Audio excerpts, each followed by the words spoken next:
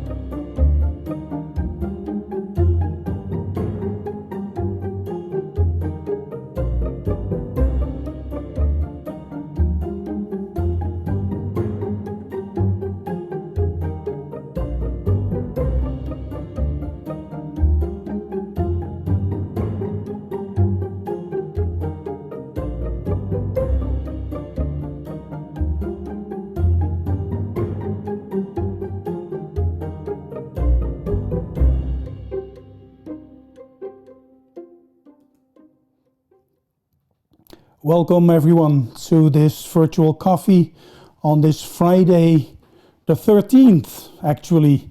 But the reason that we're gathering over here at LinkedIn Live is a very special one, I think. It's about a new development that I've been following for a couple of years already, which is all about digital humans, where digital humans really could play a significant role in healthcare and health, because they're 24/7 available, and if we teach and train them correctly, they can really decrease the burden that we're facing in healthcare at this very moment. Back in the days, already in 2018 and 2017, I've been studying the possibilities that digital humans could bring with back then a company that's called Soul Machine, that has created a great digital neural network actually that also mimics human expression, emotion, and also intelligence. After that, I've been connected and started to explore a company that's called Unique right now, in the early days called Pharmi, where they've created a product that's scalable for healthcare, but also scalable, of course, across the world. Let's start with a brief video specifically on how they've done these kind of things.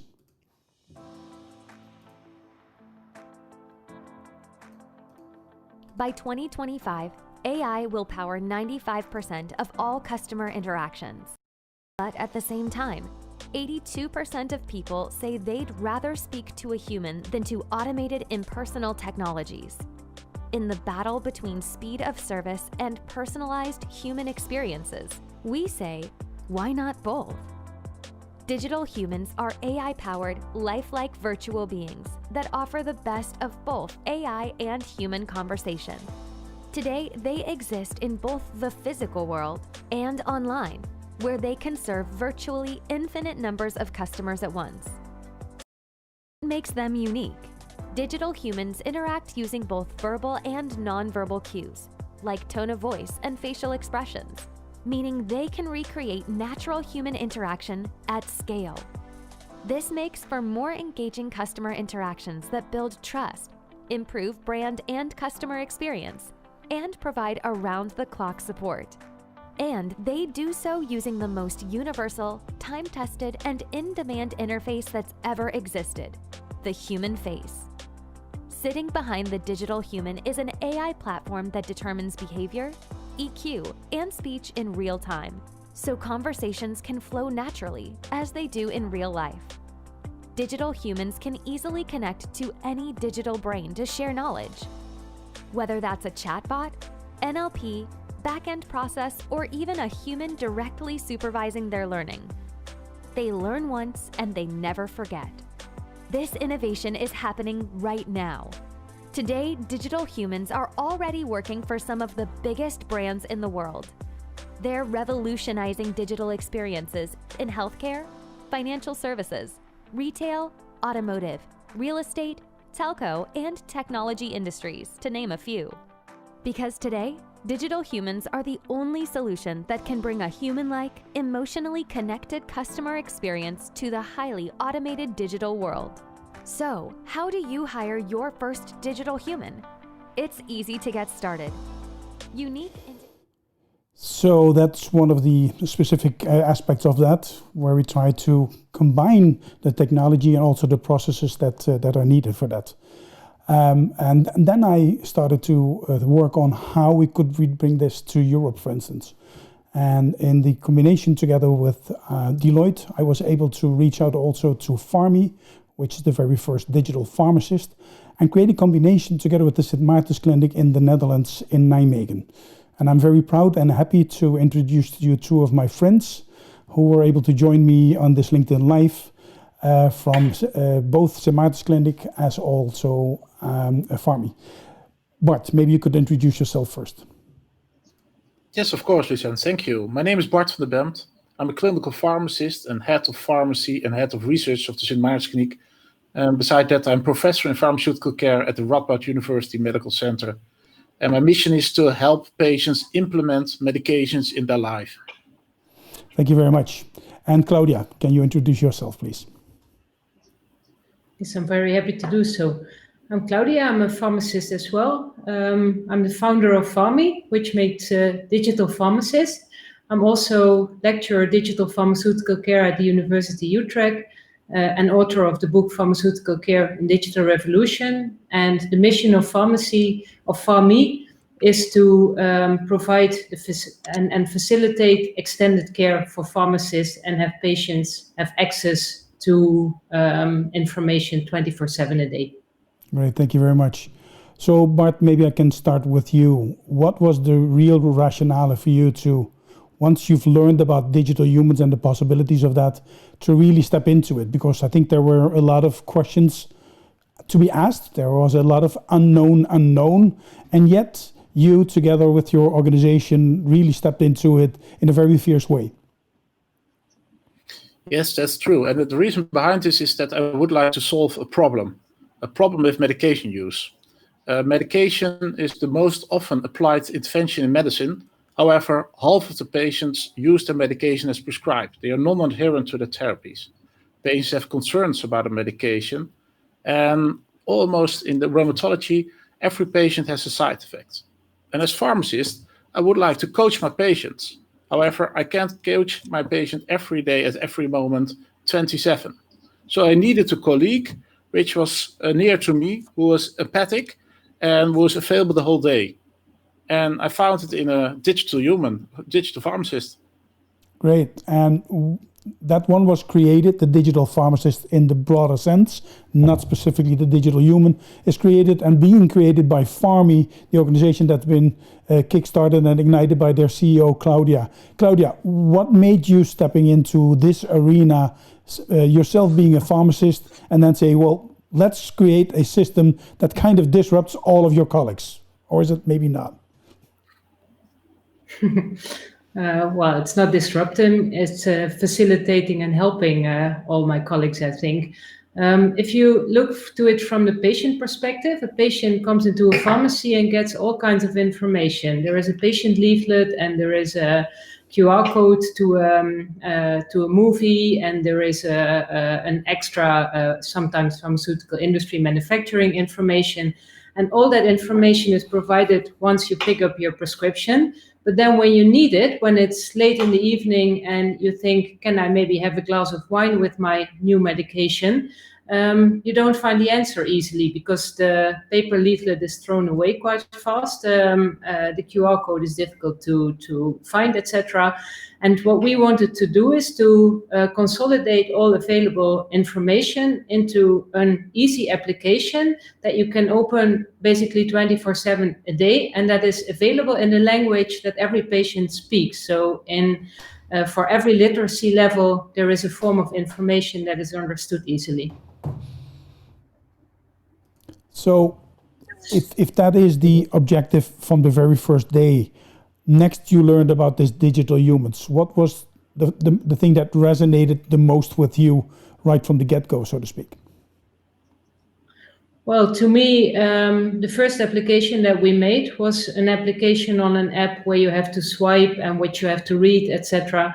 And not every patient is able to read or to go through an app, etc. So to have an empathic, conversational support person that you can ask all your questions in an easy way and that understands you as well, and that you can have an interaction with, and that even, which is the next step, flags your human pharmacist if there is something not going right with your medication use.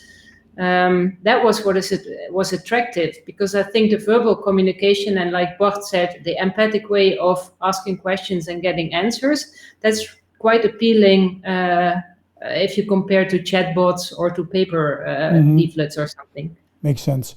So meanwhile, I'm also looking downwards a couple of times to the comments at LinkedIn, and I'll bring some of those questions to you. But first, back to you, Bart. What's up until now, the biggest nut that you had to crack in this whole process up until now? I think the most important thing is that we have to inventorize the most important questions of the patients, and we embedded this in the digital human. And of course, we have to involve our patients, because the language should be suited to the patients. And we did both, and now we contracted it and integrated this in this digital human. Yeah, so it's the first step. It's one specific drug that has been operationalized right now. What would be your next step in terms of, would it be a different drug, or would it be broadening the specifics of this drug itself? Or what other applications do you see in the near future for your hospital? It's additional research. We have to research which communication ways are the most effective for the patients. What's the effect of this digital human of people who are digitally and health illiterate? And also, can we make the system more learning, so that the digital human learns from itself, and that we even can add more questions and more answers to the digital human. So it's broadening, researching, and very deepening. Yeah. Anything to add to that, Claudia? Yeah, it's immediately quite a challenge because if we want to provide what Bart would like to use in Kliniek, then it is a combination of different data sources and thinking smartly on how to build intelligence. And that's definitely the next step. But also the next step is to add more medications to the platform, because people usually many of the chronic medication users don't use one drug, but they use multiple drugs. And then you can build smartness between the knowledge of the AI. So that's, I think, one of the most interesting opportunities of the years to come. Yeah, well, makes sense. So I think enough talking for now. Maybe it's a good thing to just jump into a small brief video about Pharmi to actually show it. This first video that I want to show is in Dutch still. So sorry for that, but it's more a bit like to getting a grasp of how the system works that I really would like to show to you right now first.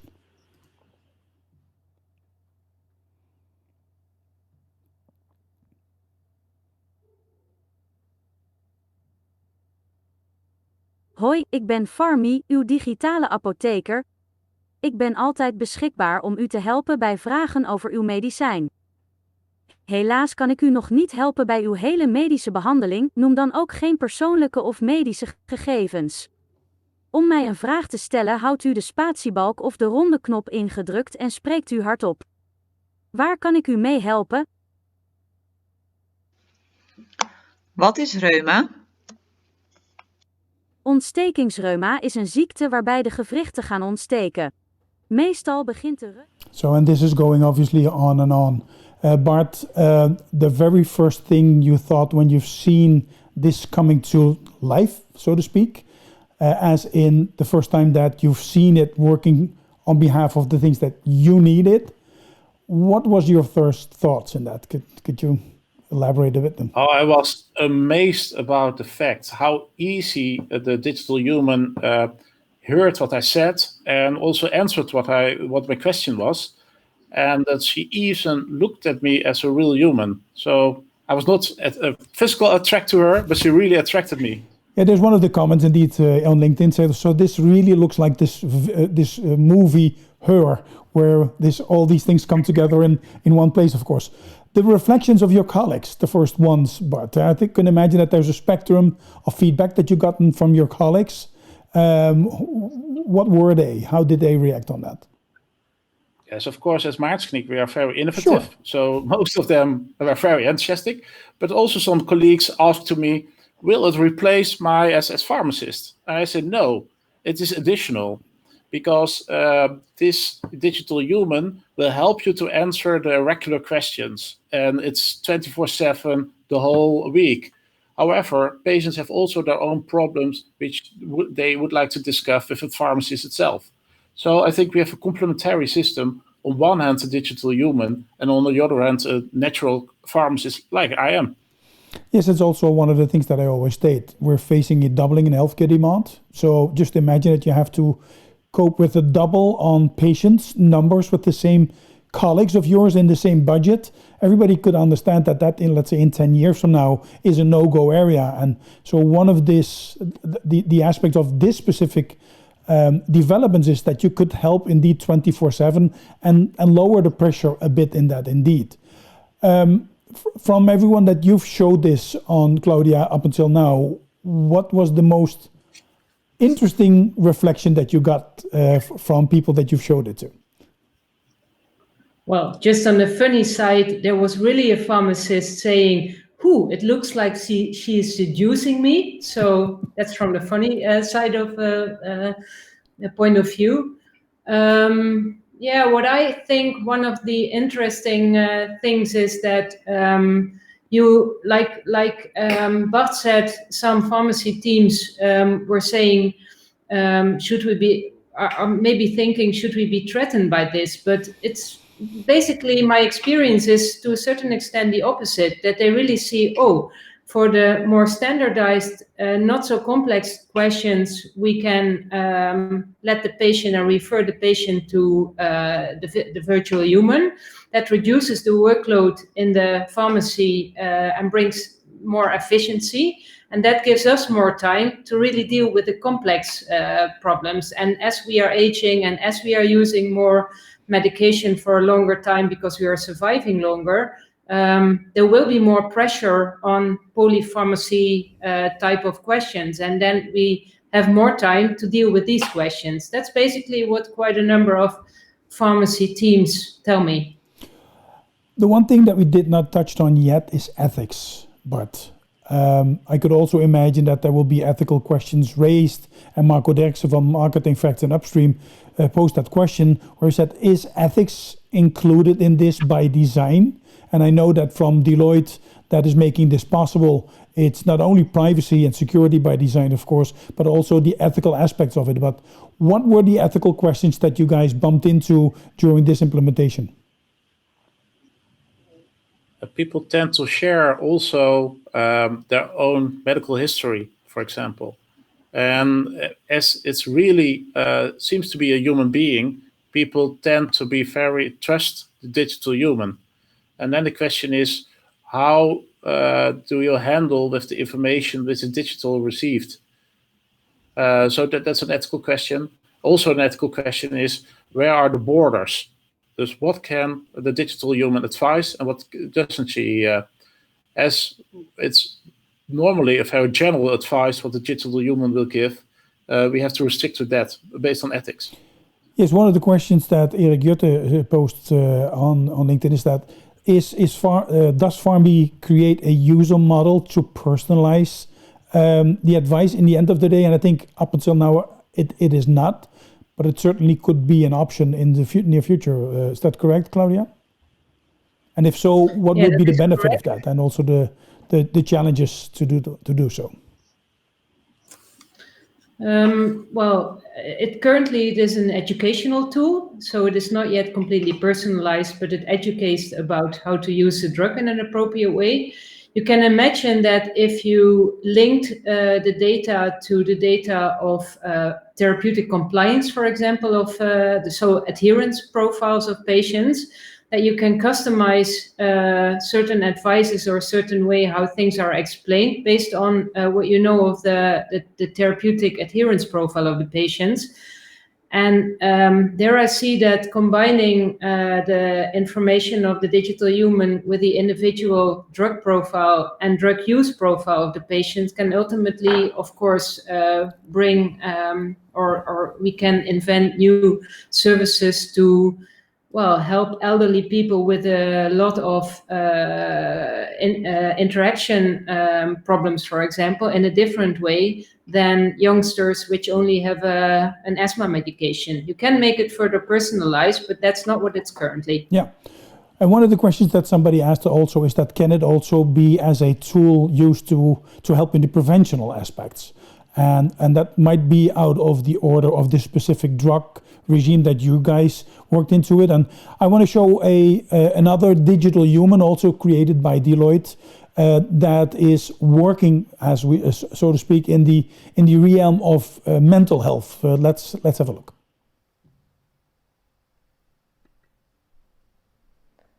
Hi, Betsy. I didn't sleep very well last night. Sleep is important for well-being, so I can understand that it doesn't feel good when you can't sleep well, but remember it is not dangerous. There is help available. Yes, in fact, I'm not really comfortable about my body. I think that you are beautiful. It might be hard for you to see it at the moment, but you are very beautiful. It is natural to like your appearance and not to feel comfortable in your body or appearance. But it is just brain ghosts. You are more attractive than you think. You can practice your self-confidence. Do you want that? Yes, sure. So again, here just to get a bit of a flavor of the possibilities, can you, Bart, imagine that the preventional aspects, but also other areas like, for instance, post-OR procedures or even prior to that, in terms of giving other types of communications to patients, and again, not specifically in mental health, but seeing the broader picture for that. And if so, what would the first step be that you could imagine for your clinic? Yes, of course. As Maartens Kliniek, we're specialized in orthopedics, rheumatology, rehabilitation, and prevention. For example, if you look at osteoarthritis, it's a huge challenge for healthcare. Could help us to decrease the load of osteoarthritis. So if people walk more, for example, and a digital human can coach you. You have a virtual coach who helps you in your training facilities. But the digital human can also help you in shared decision making. So helping you to oversee the different treatment options and help you to choose. So the first thing we have to do is, of course, we have to expand the digital human in pharmacy. But furthermore, we have to look at the different opportunities digital human can have and test it. And as Maartens Kliniek, we are very innovative, and we would like to test it also in applications for prevention, so for prevention of lifestyle, but also with respect to shared decision making. And I think the shared decision making also, Claudia, from your end, from the preventional aspects. Now it really is on somebody is on a specific drug, and then they can ask questions on that. Is the preventional perspective also for you in scope with this at this moment? Yeah, very much. I can give an example of that. With one of the hospitals in the Netherlands, we are doing research on the knowledge of patients on the risks of oxycodone. Well, we all know the opioid problems there are in the world, And what would happen if you would have such a digital human/digital pharmacist, which in the first days after a surgery that you get oxycodone, and sometimes, not always, but that you are better trained and educated about the risks if you use the drug for a longer time, and that maybe tapering can be done earlier. So that's really preventing addiction problems in the longer run. Yeah. And there are many other examples, but this is a very practical one, which is tackling quite a significant problem in all over the world, I believe. Yes, Bart. Yes, it's even interesting if you combine a digital human with biometrics. Oh. For example, data from your computer and so on, they can measure if you move or not. So it would be very nice if you, for example, if your digital wearable analyzes that you don't walk enough, that your digital human says to you, hey, why don't you walk? Totally makes sense. Absolutely. Yeah, can imagine that one. So the last small video that I want to show to you is actually a shout out. A shout out to Marie Johnson, who from Australia was the first one to really reach out to me and show me the possibilities of all the digital humans back in the days. And together with her husband, she has created a cardiology coach for that. And I just want to show you one small snippet that really touches on also on the pharmacist side of that. Look. Maybe another time. I just want to know if what they are. Do you know? I can help with that. Just hold one of the boxes up so I can see the label with your name on it. That pill or med is called a statin, sir. Its job is to reduce the bad fats in your blood that can cause problems with your heart. It says on the label to take one at night. That's when they work best. Is there anything bad about them? Most meds have side effects, but very few people have problems. Are you sure? Some of the boys say that they've taken them and they get very sore muscles because of them. That's a very rare side effect. Many heart patients are sore from the surgery and this goes away. So Marie and her husband really put me on this trajectory to see the possibilities and the opportunities. Also connected me to the players that, as we speak now, really are implementing this. Last brief round of comments, feedback to the both of you. Where is this development of digital humans in 5 years from now, Bart? I think there will real healthcare providers which are complementary to our real humans who can help you for coaching patients 24/7 with empathic information tailored to the person. Makes sense. Claudia? Well, I believe that in addition to what Bart said, which I completely agree upon, that the patient has the feeling that he or she is able to manage his or her medication, or him or herself. So really that the patient is in the lead, can master his or her medicine, and has always the feeling I'm taken care of. And sometimes that's digitally, and sometimes that's human where it's needed. Yeah, totally makes sense. So Bart, Claudia, thank you very much for sharing this either or decaffeinated coffee on LinkedIn on the Friday afternoon, Friday the 13th with me. Again, also thank you very much for all the comments and LinkedIn. Luckily, it's not only a live session, but you can replay this afterwards, and we will chime in on all the comments that we see. Thank you very much for now. Have a great weekend and see you in one of the next episodes of Virtual Coffee over here at LinkedIn. Thanks very much.